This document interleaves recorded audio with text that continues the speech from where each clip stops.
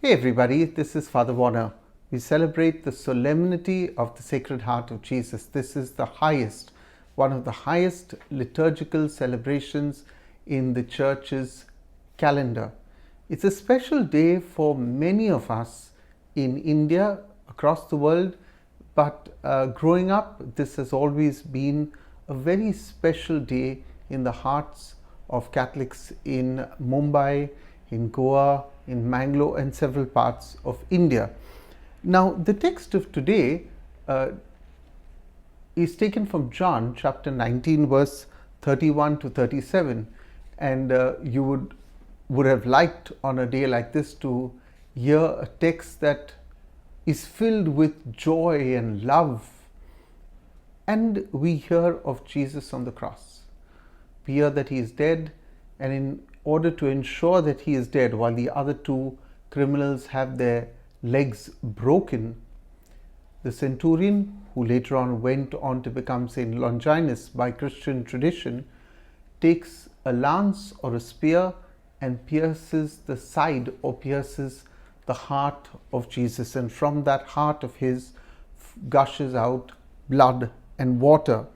The words of the centurion, truly this is the Son of God. Now, Jesus freely gave up his life. I said this text should have been a very joyful one, but even in the death of Jesus, in the sadness of his death, flows great love. Jesus freely gave up his life for you and me. No one held a gun to his head and forced him. He did it because he had a heart of great love. He knew that this great act of love, of dying on the cross, would bring us our salvation. Now, surely on the cross, when you read John's Gospel, chapter 19, Jesus is dead. His heart has definitely stopped beating, but his heart did not stop loving. You know, the fathers of the church tell us that just as from the side of Adam, God took a rib and made woman, now at his death, from his side, from his heart, Jesus allowed blood and water to flow, and the church is born, the sacraments are given to us. So even when his heart has stopped beating, Jesus continues to love us. Now, when you think of anyone's heart or think of a heart, and today everybody does this, right, to show us the symbol of heart, what they mean is usually a kind of a superficial love. Yeah, you ask the same person who does this, yeah, will you lay down your life for me? They look at you as if you're cracked or you're crazy, because for them and for the world today, the very word love has become very superficial.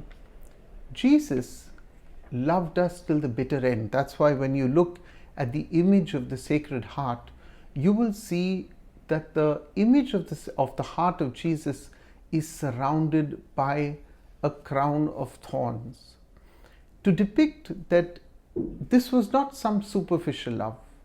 This was a love that was willing to go to the bitter end, to go to the cross. You know, my dear friends, I want to say today to you, as I say to myself, we need to have a heart. We say this to people, have a heart. Yeah, be nice, be kind, be forgiving, be loving. And I think this world needs people who love. I know it's not humanly possible sometimes to love all the while. But kindness is something we can begin with. Smile more, share joy, share happiness. Don't be mean. I must tell you that so often I receive messages from Catholics who tell me how their own Catholic neighbors have been mean to them, who have broken their heart, who have spoiled their name, done all kinds of nasty things, even go to make police complaints. And this for me is really a tragedy when it comes to us in the church. There are people who are never kind. But in some way or the other, we must find it in our hearts to do what Jesus did on the cross, to give and to forgive. From the cross, Jesus did not abuse, uh, you know, uh, every part of Jesus's body on the cross was completely battered and bruised, except his tongue, and he used it so beautifully to give us words, life-giving words, loving words. He taught forgiveness till the bitter end. Father, forgive them, he said. And as the scriptures of John chapter 19 tells us, from his side he continued to give us the sacraments for the church. I also recall today that in the past, the image of the Sacred Heart of Jesus was venerated in every Catholic home. In my home in Goa, I don't have the image, but I remember growing up with my parents, we had an image of the Sacred Heart of Jesus and the Immaculate Heart of Mary, the feast that follows the very next day, which we will celebrate tomorrow. My home in Goa has a traditional old Portuguese altar.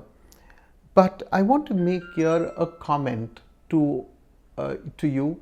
Take it for what it is worth. And I say this not out of to hurt anybody, but as a point of reflection. In preparing this homily, my mind went to our family altars where we had the image of the Sacred Heart of Jesus and the Immaculate Heart of Mary. I noticed that today when I go visiting homes, that altar has become more a decorative piece. People want the most beautiful crucifix, they want the most beautiful altars, they want, and sadly sometimes they want just a small crucifix to put somewhere in the house, you know.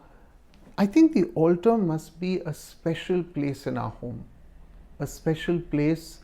And even though we live in homes that are small, if we don't give our Lord a special place where we can gather around and pray and thank Him and bless Him, the altars in our home around the image of the Sacred Heart and the Immaculate Heart of Mary should become the focal point.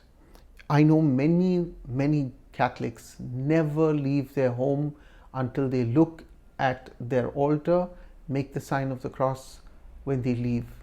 It's a humbling act, asking God for His protection. And when they return home too, they will always gaze at their altar. Let's put Jesus and Mary back into our homes, give them a special place, especially on the feast of the Sacred Heart of Jesus. Many of you will also say the prayer of consecration. It's a beautiful prayer because in that prayer there is that one line, when that hour, that moment of departing should come to our home, which happens in all our homes. Happy feast, everybody. God bless you. I'll see you tomorrow again when we celebrate the feast of the Immaculate Heart of our Blessed Mother.